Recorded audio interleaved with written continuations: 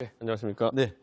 한 달 전쯤에 저와 인터뷰를 할 때, 그때도 윤석열 후보와 등을 돌린 상태였는데, 그 뒤에 극적으로 화합하는 모습을 보였습니다. 그런데 한 달 뒤에 지금 또다시 등을 돌리고 있는데, 한 달 전하고 지금하고 비교해보면 더 심각한 상황인가요? 기본적으로 선대위 운영에 있어가지고 제가 선대위 내에서 역할이 없기 때문에 제가 뭐 그 상황에서 다들 아시는 것처럼 조수진 최고위원과의 갈등 상황 속에서 제 역할이 부정당한 것에 상당히 상심해서 저는 선대위직을 내려놓은 것이지 우리 후보의 당선을 바라는 마음에는 변함이 없습니다. 예. 그렇기 때문에 이것도 지난번에도 물론 울산에서도 그걸 갈등 상황이긴 했지만은 어쨌든 좋은 방향을 찾아가기 위한 이견을 지금 서로 드러내는 중이다 이렇게 보면 될 것 같습니다. 네. 오늘 김종인 위원장 만나셨는데 어떤 요청을 받으셨나요? 저희는요, 제가 지난주만 해도 김종인 위원장과 면대면으로 대화한 것이 3번 가까이 되고요. 이번 주만요, 그래도. 그리고 전화통화도 수시로 하기 때문에 오늘의 식사회동이라는 것이 특별히 어떤 목적성을 가지고 모인 것은 아니었다. 이렇게 말씀드릴 수 있을 것 같습니다. 그러면 선대위에 복귀해달라 이런 요청은 들으셨나요? 애초에 그런 요청 안 하십니다. 아, 예. 그런 요청 하지 않으시고 선거 과정에 있어가지고 역할을 찾아야 된다. 예. 말씀하셨고 저는 제가 하던 대로 하겠습니다라는 취지로 말씀을 드렸습니다. 네. 예. 그럼 두 분이 왜 만나신 거죠? 저희는 원래 밥도 자주 먹고 그럽니다. 예. 그런데 그래서 오늘 사실 언론인들에게도 저희가 만나는 장소나 이런 것을 공지를 하지 않고 또 괜히 또 취재하시는데 불편하실까 봐 조용히 만나려고 했는데 또 어떻게 또 언론사들이 알아가지고 그런 입구에서 취재를 하게 된 것입니다. 네. 김종인 위원장이 윤석열 후보의 메시지를 가지고 올 것이다 이런 추정들도 나왔었는데 그것도 전혀 아닙니까? 전혀 그런 상황이 아니었고요. 예. 그 김종인 위원장과 저는 사실 2012년 박근혜 대통령 비상대책위원회에서 인연을 맺은 뒤로 사안들에 대해 가지고 굉장히 뭐 상당한 공감대를 가지고 저희가 서로 정치적 행보를 하기 때문에 뭐 정보 공유나 아니면 이런 정도의 상황 이외에는 저희가 뭐 지시나 요청이나 이런 걸 딱히 많이 하는 관계는 아닙니다. 예. 초선 의원들과 만나서 윤석열 후보가 바뀌면 복귀할 수 있다. 이런 취지의 말을 했다고 들었는데 맞나요? 복귀라기보다는요, 윤석열 후보가 지금 아무래도 정치를 처음 하다 보니까 선거에 적응하는 과정이고 예. 지금의 모습과는 좀 다른 방향의 선거운동을 보여줬으면 좋겠다. 그렇게 하는 것이 제 바람인 것이지 그것이 어떤 복귀의 전제 조건이 될 수는 없는 것입니다. 네. 그래서 아마 지금 저를 이제 지난주에 많은 분들이 만났는데 제가 그런 대화를 하는 과정에 있었던 것을 선대위 복귀의 조건이라든지 아니면 이런 것을 요구하고 있다라고 이제 밖에 전달하시는 경우가 있는데 저는 선대위 복귀 자체에 뜻이 없습니다. 네. 자, 조건이 아니더라도 윤석열 후보가 그러면 뭐가 바뀌어야 된다고 보시나요? 저는 기본적으로 당내에 더 많은 자원을 활용할 수 있도록 선대위 체계가 돌아갔으면 좋겠다는 생각을 합니다. 예. 저희 당은 제1야당이기 때문에 100분이 넘는 의원님들이 계시고 이분들 한 분 한 분이 전문성을 가지고 계신 분들인데 지금은 선대위 구조화에서 자기 역할을 못 찾으시는 분이 참 많으십니다. 그게 소위 말하는 핵심 관계자들이 선거의 선거 사무를 독점하는 그런 핵관 문제일 텐데요. 네. 그런 부분이 좀 완화되기를 바라는 것. 후보께서 물론 윤핵관이라는 건 존재하지 않는다라고 이제 말씀하셨지만은 그건 후보 눈에서는 잘 안 띌 수도 있습니다. 존재하죠. 왜냐하면 후보가 바쁘기 보시기에. 때문에 지금 아까 말씀드린 것처럼 실제 많은 불만이 당내에서 일어나고 있고 그런 것들을 해결해 나가는 것이 굉장히 중요하다 이렇게 봅니다. 네. 윤핵관이 누군지에 대해서 윤석열 후보와 얘기를 나누셨나요? 당대표쯤 되면은 후보를 만나가지고 저는 미주알 고주알 누가 누구고 이렇게 지적하는 정치를 하고 싶지 않습니다. 예. 그리고 윤핵관이라는 어떤 그런 특이한 체계가 성립되는 것은 윤석열 후보가 본인에게 의사소통 체계를 어떻게 설계했냐에도 연관된 것이기 때문에 그래서 후보가 바뀌면 된다. 최대한 많은 노력을 통해 가지고 더 많은 사람과 대화하려고 하고 그리고 의사결정 구조 속에서 더 다양한 의견을 반영하려고 하고 이런 변화가 있게 되면은 당연히 윤핵관이라는 것은 힘을 잃게 됩니다. 네. 그러니까 지금 상황에서 윤핵관이라는 사람을 제거하잖아요. 지금 이 운영 체제 자체가 바뀌지 않으면은 새로운 윤핵관이 생깁니다. 제가 그걸 묘사한 것이 아무리 메모드에 털을 깎아도 이게 털이 빨리 자라는 메모드면은 또 털이 자라는 겁니다. 네. 그렇기 때문에 저는 이 털을 깎는 데 만족하지 말고 완전히 체제 개선해야 된다 봅니다. 지금 윤핵관이라고 표현할 수 있는 인사가 몇 명이나 된다고 보십니까? 제가 지금 여기서 이름을 열거하기 시작하면은 당내 분란의 씨앗이 됩니다. 그렇기 때문에 하지 않겠지만 대부분 언론이 언급할 때 한 3, 4명 정도의 인사를 언급하고 있습니다. 네. 근데 저는 그분들이 잘못해서 윤핵관이 되었다, 그렇게 지칭다 이런 말씀 안 드리겠습니다. 그분들은 또 나름대로의 사명을 가지고 선대위에서 열심히 하다 보니까 이를 독점하는 구조로 가기도 하고 그런 오해는 선대위에서 빈번합니다.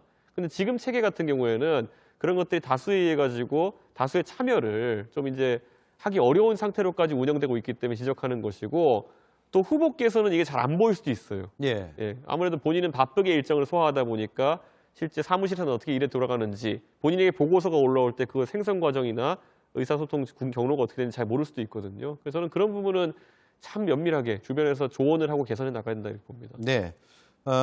이준석 대표가 가출했다라는 얘기까지도 등장을 합니다. 대선의 걸림돌로 보는 인식도 당내에서 있고요. 이런 상황 자체가 벌어진 것에 대해서 대표로서 책임감을 못 느끼시나요?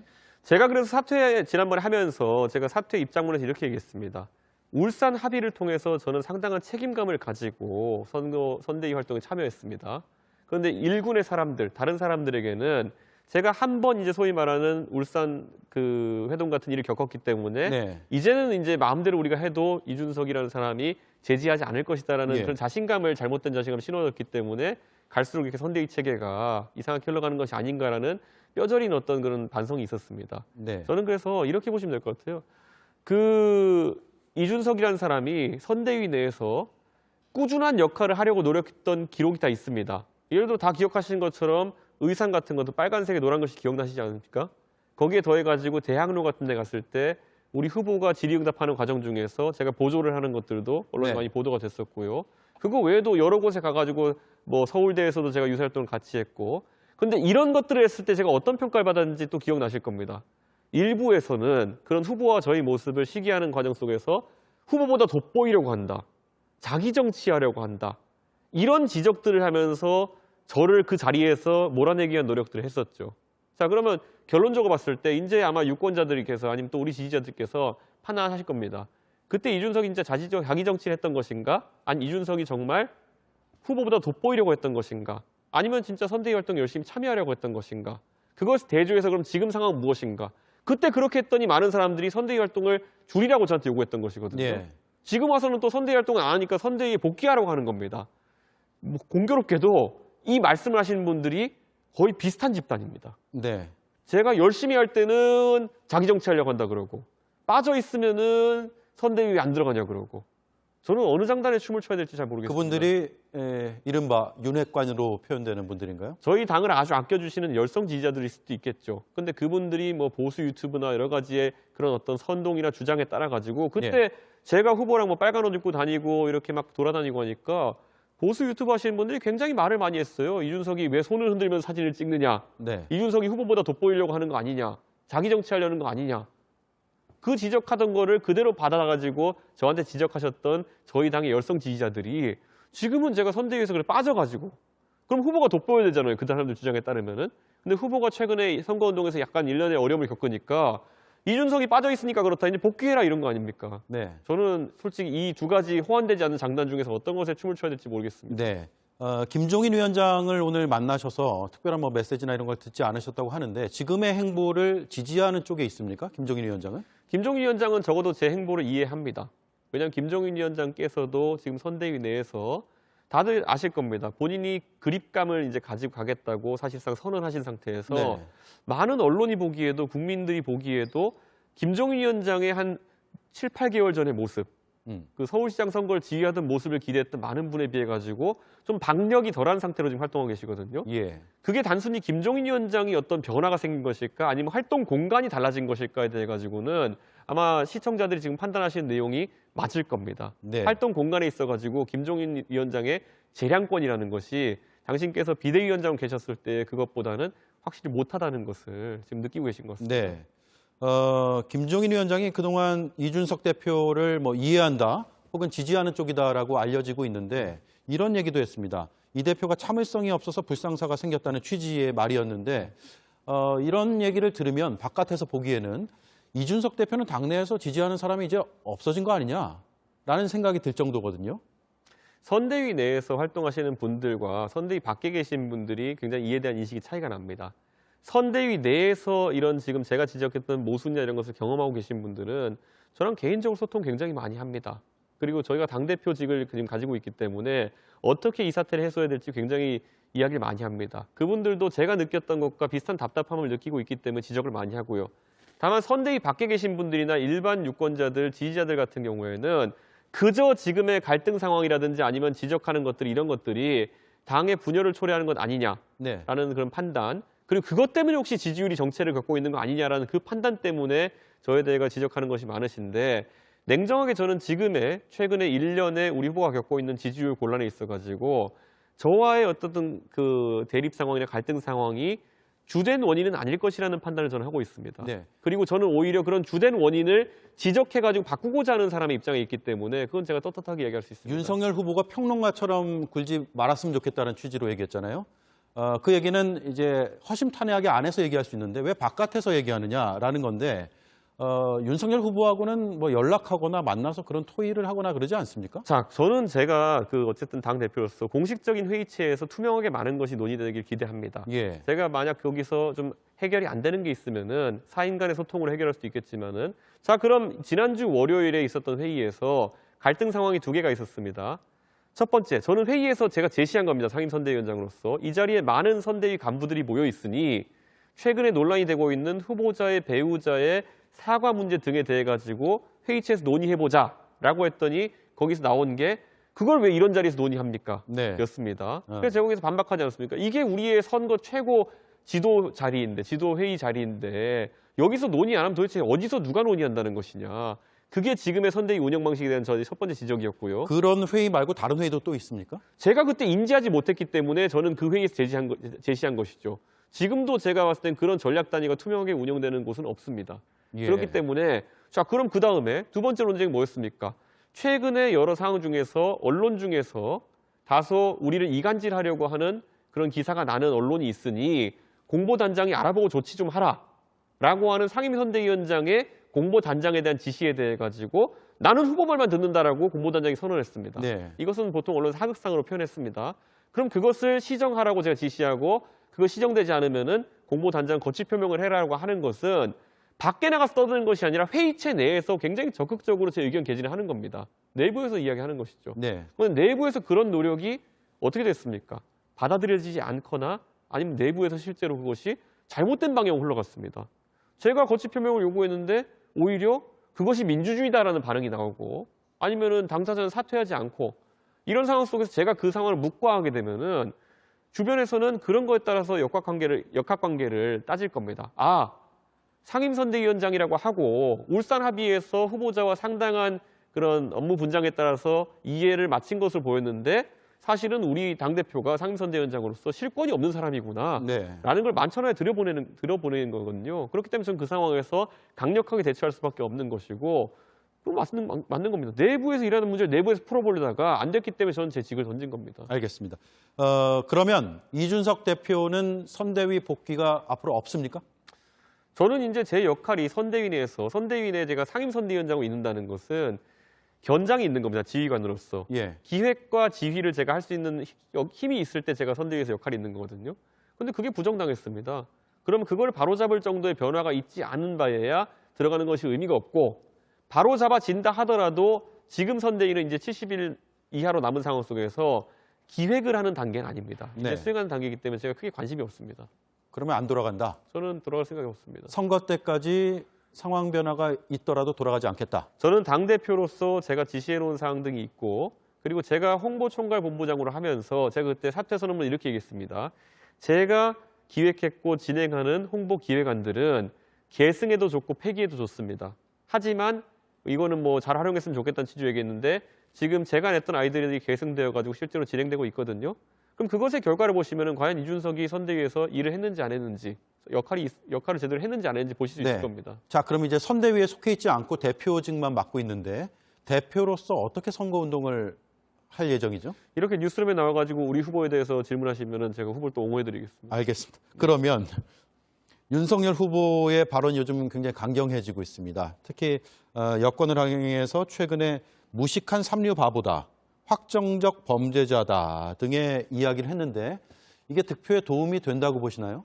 저는 우리 후보가 그런 발언을 한 자리가 이제 사실 당원 집회였거든요. 당원들과의 소통하는 공간 속에서 그런 이야기가 있었던 것인데, 저는 그런 행사를 기획할 때는 당원들의 어쨌든 그런 전투 의지나 아니면 선거 참여 의지를 돋구기 위한 그런 발언을 하는 자리는 비공개로 진행했어야 된다는 생각을 합니다. 당연히 선거를 하다 보면은 당원들의 어쨌든 열심히 뛰란 취지에서 서로 이제 공감대를 형성하고 의식을 고취하기 위해 가지고는 센 발언이 나올 수 있습니다. 그런데 그것은 언론을 대상으로 하는 발언이 아닙니다. 예. 사람은 때와 장소에 따라서 그리고 목적에 따라 가지고 말하는 톤과 매너를 바꿔야 되는 것인데 그건 후보의 문제라기보다는 전 그 행사를 기획했던 분들이 후보의 그런 발언을 하는 공간을 공개로 했다는 걸 좀 굉장히 안타깝게 생각합니다. 네. 그래서 좀 그 후보를 지원하는 분들이 당원들과의 자리는 최대한 비공개로 가질 수 있도록 하고 또 언론인들은 국민을 대신해 가지고 후보에게 궁금한 걸 질문하고 하는 그런 위치 아니겠습니까? 그런 자리는 또 공개적으로 가질 수 있도록 하고 이런 걸 좀 이원화할 수 있도록 선거 체계를 정비했으면 좋겠습니다. 네. 윤석열 후보가 5년 전에 국정농단 수사의 책임자였습니다. 그리고 5년 뒤에 사면 상황에서는 크게 환영한다.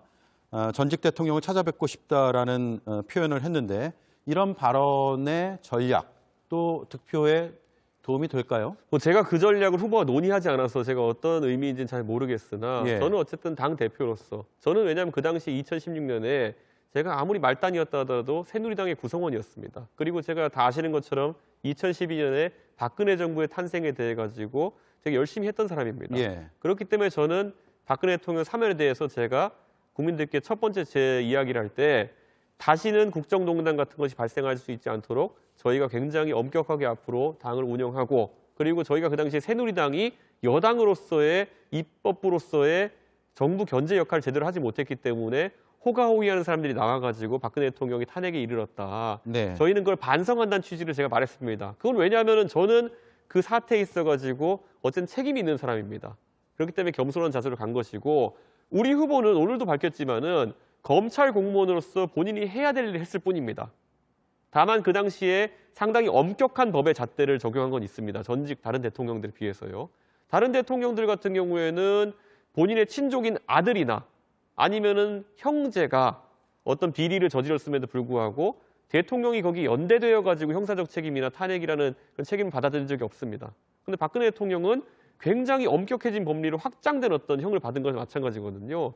최순실 씨가 사실 공범, 경제적 공동체라는 그런 논리를 만들기 전까지는 대통령이 책임지는 전례가 없었습니다. 그런데 그렇게 만들었다면은 뭐 그렇게 법리가 엄격해지고 그리고 검찰 공무원으로서 그걸 집행했던 부분에 대해 가지고 우리 후보가 다소간의 개인적인 감정을 표출하는 것은 좀 자연스럽다 저는 이렇게 봅니다. 그런가요? 예. 네, 알겠습니다. 그리고 이 얘기를 해보죠. 시간이 얼마 남지 않아가지고요. 예. 윤석열 후보의 앞으로의 최대 리스크가 있을까요? 있다면 뭘까요?